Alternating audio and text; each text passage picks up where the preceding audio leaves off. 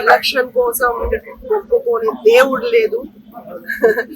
ఈ రోజు మేము అత్యంత విజయం సాధించాం. రాష్ట్రం అంతా ఈ చంద్రగిరిలో చంద్రబాబు నాయుడు గారు అందరూ ఎవరు ఊహించినంత విజయం సాధించారు. ఉన్న మొక్కులు తీర్చుకోవడానికి అందులో నుంచి స్టార్ట్ చేసామండి.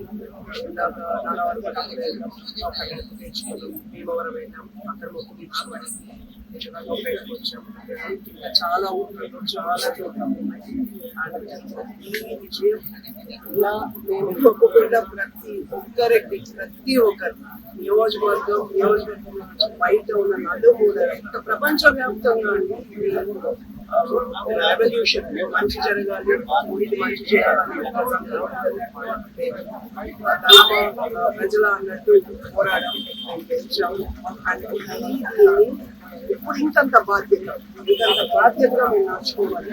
ఎవరు ఊహించిన మెజారిటీ అంటే ఊరికే వేసే నియోజకవర్గంలో పైన నమ్మకంతో వేసిన ఓట్లు ఇవ్వాలి.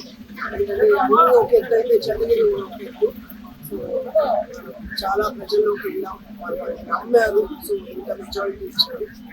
రాబో కాలంలో దీన్ని నిలబెట్టుకుంటాం. ఈ నమ్మకాన్ని, గౌరవాన్ని కాపాడుకుంటూ ముందుకు వెళ్తాం. ప్రతి ఒక్కరు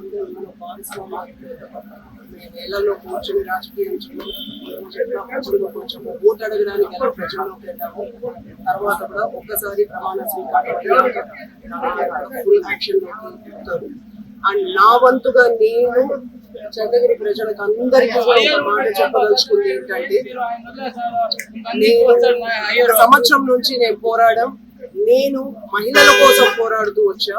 రాబో కాలం కూడా ఎమ్మెల్యే గారి భార్యగాను, తెలుగుదేశం పార్టీకి సంబంధించిన ఒక వ్యక్తిగాను, నేను కార్యకర్తగాను కూడా ముందుకురాను. ఒక మహిళగా మహిళలకు అందరికీ తోడుగా ఉంటానని చెప్తాను. ఆ మాట నేను అక్షరాలా నిలబెట్టుకుంటాను.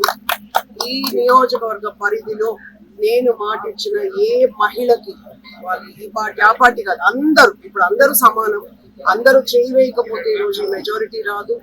ఎక్కడ ఏ మహిళకి ఇబ్బంది వచ్చినా నాని గారి కంటే ముందు నేనే ఉంటాను. నేను ఇక్కడ ఉంటానని కూడా అందరికీ మాట ఇస్తున్నాను. మరిన్ని వీడియోస్ కోసం ఛానల్ ని సబ్స్క్రైబ్ చేయండి. లేటెస్ట్ అప్డేట్స్ కోసం వాట్సాప్ ఛానల్ ని ఫాలో చేయండి. అండ్ లింక్ డిస్క్రిప్షన్ లో ఉంది.